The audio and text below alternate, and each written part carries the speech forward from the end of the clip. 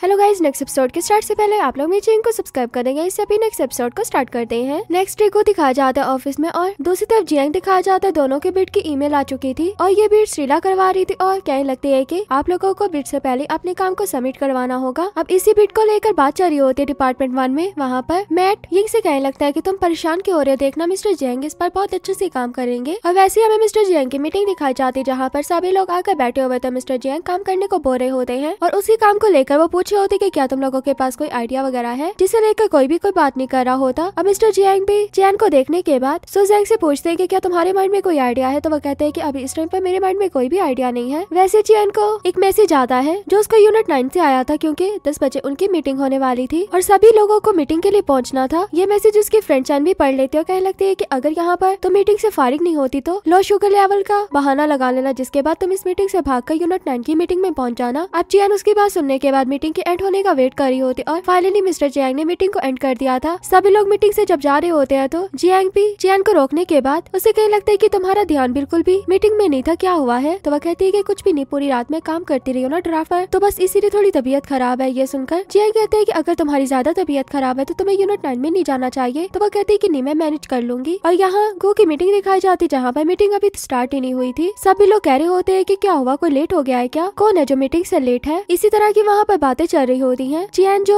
Unit 9 में पहुंच जाती है, देख रही होती है कि सभी लोग कहाँ पर है, तो उसे मीटिंग रूम नजर आ जाता है। वहाँ पर वो थोड़ा सा जा करके देख रही होती है, जिसे देखकर जिनशी कहती है कि जल्दी जल्दी यहाँ आकर बैठ जाओ जियान। तो सभी उसकी तरफ देखने लग जाते हैं और ये भी आकर बैठ जाते हैं। सब लोग कहने लगते हैं कि ये तो डिपार्टमेंट 1 से है ना, तो ये यहाँ पर क्या कर रही है? इसी तरह की बातें चल रही होती है पर गुन की बातों को इग्नोर करके मीटिंग स्टार्ट कर देता है, जहाँ पर वो बताता है कि वांगे ना होने की वजह से मैं कुछ टाइम के लिए आप लोगों का लीड डिजाइनर हूँ। ये कहकर सब कुछ बता रहा होता है और जियान तो साथ साथ नोट कर रही होती है सारा काम, क्योंकि उसने कैरेक्टर पर काम करना था। अगर उसे सबके आइडियाज और चीजें वगैरह पता लग जाती तो वो अच्छे से कैरेक्टर बना पाएगी। और वो अपनी सारी बात करने के बाद पूछता है कि किसी के पास कोई क्वेश्चन है, तो फैन कहती है कि मेरे पास एक क्वेश्चन है, मैं अपना सारा काम कर रही हूँ और जो लिंशी कैरेक्टर पर काम करना था जिसका पहले से ही आइडिया लीक हो चुका है, तो वो सारा काम अब न्यू आर्टिस्ट करेगी। ये कहकर वो जियान की तरफ देखने लगते हो। जियान जिसे पता ही नहीं होता कि सभी लोग उसकी तरफ देख नहीं आता कि गो भी उसे देख रहा होता है, पर वो तो अपनी नोटबुक पर कुछ लिख रही होती है और पढ़ रही होती है। अब इतना टाइम देखने के बाद शिनियो से बुला लेते हो, कहने लगते है कि जियान उसकी बात सुनने के लिए उस तरफ देखती है तो वो देखती है कि सभी लोग उसको देख रहे हैं और उसे समझ नहीं आ रहा होता है कि वो क्या बोले। जिस पर वो कहने लगता है कि मैं आप लोगों को इसे इंट्रोड्यूस करवाता हूँ, ये हमारी यहाँ की न्यू आर्टिस्ट है जो डिपार्टमेंट 1 से यहाँ पर आई है। ये सुनकर सभी लोग बातें करने लगते हैं कि क्या ये एक पार्ट टाइमर है, और वो बताता है कि तुम्हें फैन के अंडर काम करना होगा, यही तुम्हारी लीडर है। तो फैन भी उसे कहती है कि तुम अपने न्यू कैरेक्टर के बारे में बताओ ना, कि हमें उसमें क्या चेंज करना चाहिए और किस तरह उसको बनाना चाहिए। ये बात सुनकर वो थोड़ी नर्वस होती है, फिर अपनी नोटबुक को देख रही होती है और नोटबुक में देखने के बाद कैरेक्टर के बारे में बता रही होती है कि हमें उसमें क्या क्या चेंजिंग करनी चाहिए। अब उसके आइडिया को सुनकर लोग कहने लगते हैं कि ये किस तरह की इन्होंने एक आर्टिस्ट रख लिया जो हमारे थीम पर भी पूरा नहीं उतर रही। अब ये सारी बातें जियान ने भी सुन ली थी तो वो और भी ज्यादा नर्वस हो जाती है, बट फिर भी उसने अपना फुल आइडिया बता दिया था। अब को भी जब चुप करके उसे देख रहा होता और